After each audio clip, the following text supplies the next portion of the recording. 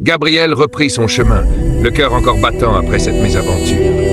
Il ne cessa de remercier le renard pour son intelligence et promit de toujours se méfier de l'ingratitude. Mais au fond de lui, une inquiétude persistait. Et si le serpent parvenait à se libérer de nouveau? Les jours passèrent, et Gabriel reprit sa vie simple dans son village. Pourtant, un matin, alors qu'il rentrait de la forêt, il trouva devant sa porte une petite marque tracée dans la terre. Un dessin sinueux, semblable à une empreinte laissée par un corps écaillé. Son sang se glaça. Le serpent était-il revenu? Il se tourna rapidement vers la forêt, scrutant les ombres entre les arbres. Rien ne bougeait. Peut-être était-ce une simple coïncidence. Pourtant, cette sensation d'être observé ne le quittait pas. Ce soir-là, alors que le village dormait, Gabriel fut réveillé par un bruit furtif près de sa fenêtre. Il ouvrit les yeux et tendit l'oreille. Un léger sifflement glissait dans l'air, doux, presque chantant. Humain.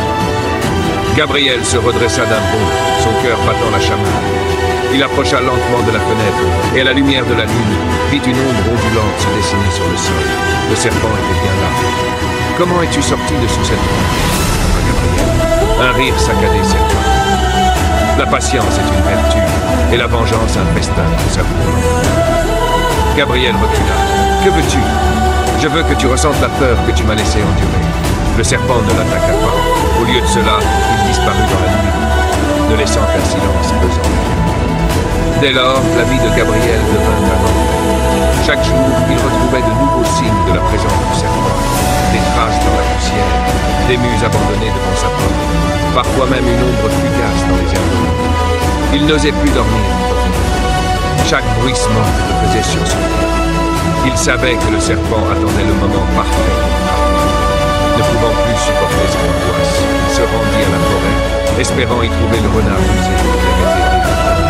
Après des heures de recherche, il trouva enfin le renard, couché sur un rocher ensoleillé. « Voilà bien tourmenté, Gabriel, » fit le renard en bâillant. « Le serpent est revenu. Il me traque, il veut ma peur avant ma mort. » Le renard sourit, ses yeux brillants d'une malice tranquille. « Alors, il faut le priver de son plaisir. » Gabriel fronça les sourcils. « Que veux-tu dire ? Si un chasseur se nourrit de la peur, la seule manière de lui échapper est de ne plus avoir peur. » Gabriel comprit. Ce soir-là, au lieu de fuir, il décida d'affronter le serpent. Il laissa sa porte ouverte et s'assit à l'intérieur, une torche à la main. Lorsque le sifflement se fit entendre, il ne bougea pas. « Je t'attendais, serpent. » L'ombre ondulante s'arrêta un instant, surprise par ce changement. « N'as-tu plus peur ? » « Non, tu n'es qu'un animal, et moi un homme. Je ne te comprends pas. » Le serpent hésita. Il avait savouré l'angoisse de Gabriel, il s'en était nourri. Mais face à cette absence de peur, il se sentit soudain. Alors, sans un mot de plus, il disparut de la nuit. Gabriel, lui, avait appris une précieuse leçon. Parfois, la plus grande force n'est pas la fuite ni la ruse, mais le courage de ne plus craindre.